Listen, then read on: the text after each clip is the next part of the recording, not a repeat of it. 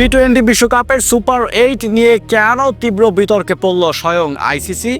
ভারতে লজ্জার হারের পর প্রশ্নের মুখে পুরো টুর্নামেন্ট কাঠামো। টি-20 বিশ্বকাপ মানেই উত্তেজনা, অপ্রত্যাশিত নাটক আর শেষ মুহূর্তের রোমাঞ্চ। কিন্তু চলমান বিশ্বকাপের সুপার 8 পর্ব শুরু হতেই সেই উত্তেজনার বদলে আলোচনার কেন্দ্রে উঠে এসেছে একটাই বিষয়: আইসিসির ফরম্যাট।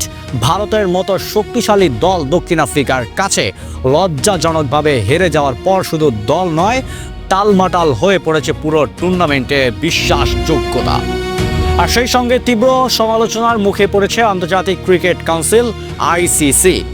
সুপার 8-এ ওঠা 8 দলের নাম চূড়ান্ত হওয়ার পরেই সোশ্যাল মিডিয়া থেকে শুরু করে ক্রিকেট মহল সবখানে এক প্রশ্ন ঘুরপাক খাচ্ছে: এই ফরম্যাট কি আদৌ ন্যায্য? কারণ টুর্নামেন্টের শুরুর আগে আইসিসি যে প্রি সিডিং পদ্ধতি নির্ধারণ করেছিল, সেটাই এখন আগুনে ঘি ঢালছে।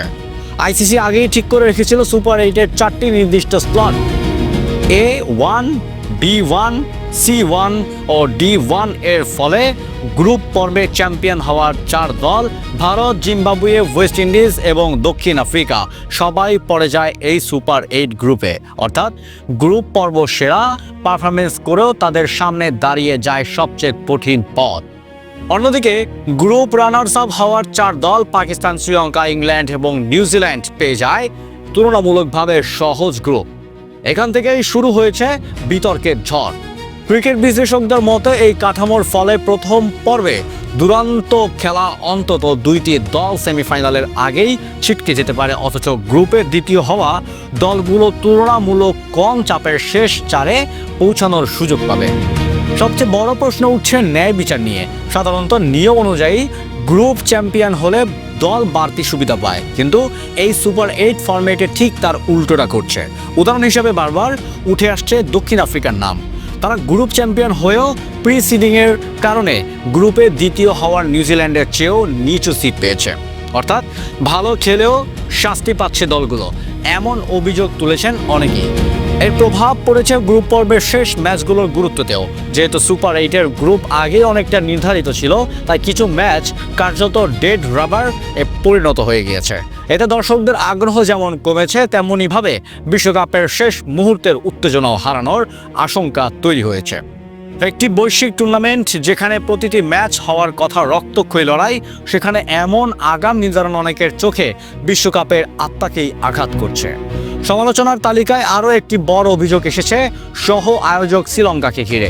অভিযোগ অনুযায়ী পুরো টুর্নামেন্টে ঘরের মাঠে খেলার পর সেমিফাইনালে উঠলেও পূর্ব নির্ধারিত সূচির কারণে তাদের ভারত গিয়ে খেলতে হতে পারে। ফলে কলম্বোর দর্শকদের সামনে নিজেদের দলের সেমিফাইনাল দেখার স্বপ্ন ভেঙে যেতে পারে। সহ আয়োজক দেশ হয়েও এমন পরিস্থিতি তৈরি হওয়ায় আইসিসির পরিকল্পনা নিয়ে প্রশ্ন আরও জোরালো হয়েছে। তবে আইসিসি নিজেদের সিদ্ধান্তের পক্ষে যুক্তি দিয়েছে। সংস্থার দাবি, ভারত ও শ্রীলঙ্কায় যৌথভাবে টুর্নামেন্ট আয়োজন করার কারণে আগে ভাগে ভেন্যু ও সূচি চূড়ান্ত করা ছিল বাধ্যতামূলক।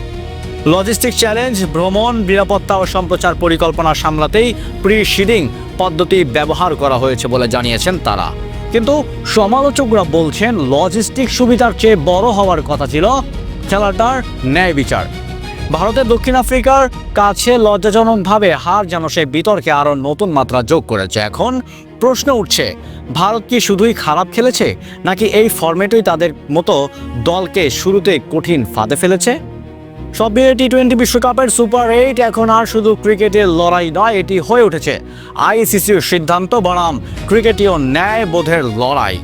এই বিতর্ক থামবে কিনা তা হয়তো নির্ভর করবে সেমিফাইনালের 4টি নামের ওপরেই। কিন্তু একটা বিষয় নিশ্চিত, এই বিশ্বকাপে শেষ হলেও সুপার 8 ফরম্যাট নিয়ে আইসিসির সমালোচনা বহুদিন ক্রিকেট দুনিয়ায় প্রতিধ্বনিত হবে। ধন্যবাদ।